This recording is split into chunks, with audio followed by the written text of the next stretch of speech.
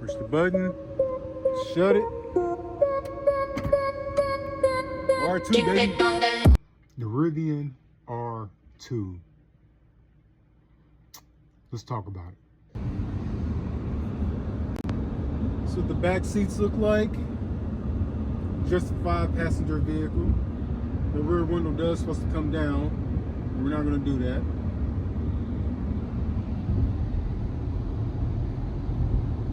These scroll wheels, they work really, really freaking well. You got full glass roof. All right, so yesterday I went out and test drove the R2. Don't plan to buy it. I just want to see what the R2 is about. I've had overnight demo and I test drove the R1S and R1T before. I had the overnight demo of the R1S. Nice vehicles, much bigger than my Model Y. The R2, much smaller than the R1S, but I went out to Rivian. They gave me actually 45 minutes with the vehicle because I got there early. The guy talked to me about the vehicle. He said, we'll go over all the, I told him that, you know, I've had the R1S and R1T before, so I'm pretty much kind of familiar with Rivian. So we just got in the vehicle. He went over some of the features, had me set my mirrors. And he said, we'll talk more when I get back. Sitting in the back seat, I actually have plenty of room. This is my driver's position. Yeah, I guess we can open up the tailgate to look. You got your air vents back here. I think there's a screen in the R1. No screen back here. USB-C right here in the coat holder or jacket holder. It's actually, I mean, all right, now how you open this?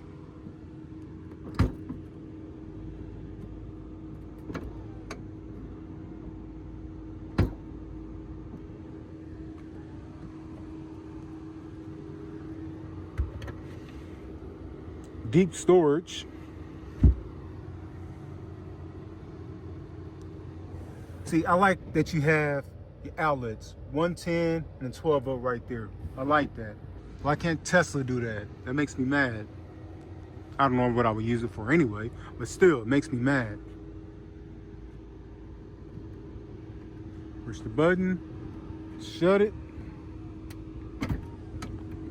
R2, baby. So I go out and about, I get on the highway, I hit it. That sucker is pretty quick. It is the performance variant of the R2. It's pretty quick. It is very smooth and it's very quiet on the highway. I can hear just very little noise. And this was on all-terrain tires too, by the way. He showed me how to use the Rivian's hand-free cruise control, basically. So I did that on the highway, used it. I put on the blinkers. I didn't know it was going to work with the blinkers, you know, actually switch lanes, and it did, to my surprise. Okay, I'm using Rivian R2's universal hands-free on the highway right now. Let's see if I use the scroll wheel. That's the fan.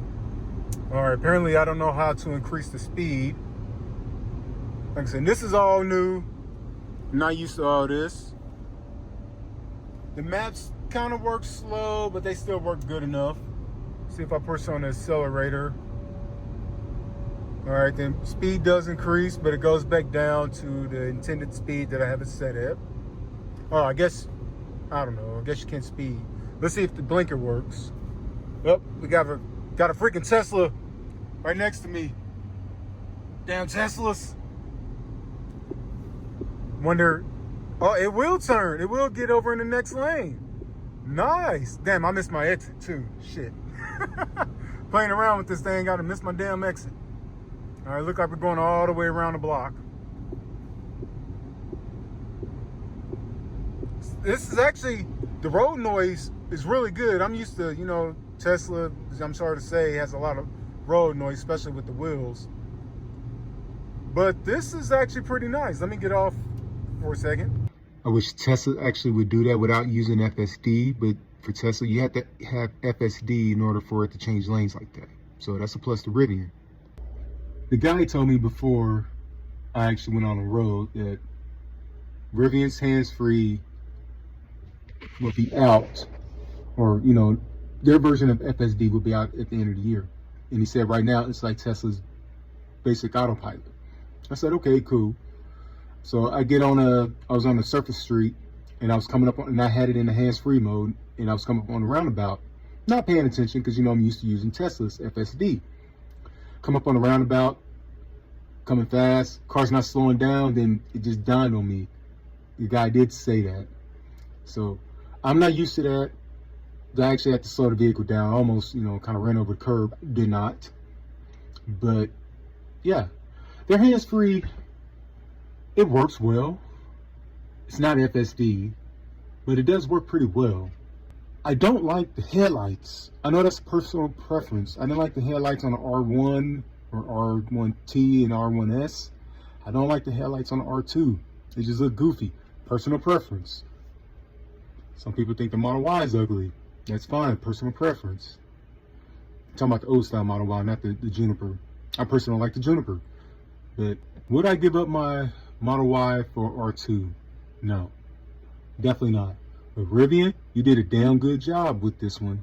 And I hope it does sell well for you. The guy at the service center, Rivian Service Center, said Rivian's point-to-point will be out the end of the year. And he straight up told me out the gate, when it comes out, it's going to be better than Tesla's FSD. I have a hard time believing that since Tesla has so long of a head start on that. Which scratching my head because I'm like, you really said that? I highly doubt that it's going to be better than Tesla's FSD. He mentioned that because it's going to have radar or LiDAR or something. The fact that in the back of the vehicle, which I'm showing you now, it has a 120 volt outlet, standard, plug wall outlet, and a 12 volt back there. I love that. I wish Tesla had that. They got that in the Cybertruck, but they don't have that on any other regular standard vehicles, 3 or Y, S or X. Vehicle did not have air suspension, which is fine because they did a damn good job with the suspension. I'm not off-roader or nothing like that. I'm more of on-road, street type stuff. But I can see the appeal to take this off-road, go camping, go through the woods. Even though, that's an expensive vehicle to be taken through the woods and trashing. And a lot of people got it like that. But I would personally rather just get an older vehicle and do that with. But hey, that's cool. Overall, very nice vehicle. Well put together. Very, very quiet. Did not listen to the audio system. That's okay. I loved the fact that on the maps, it actually shows you all the chargers that was around. Teslas don't do that. They pretty much just show you the Tesla superchargers and some third-party chargers, but this showed me everything. I love that about that on Rivian. And it had 2 screens, which I'm fine with just the one in the center, but this one had 2.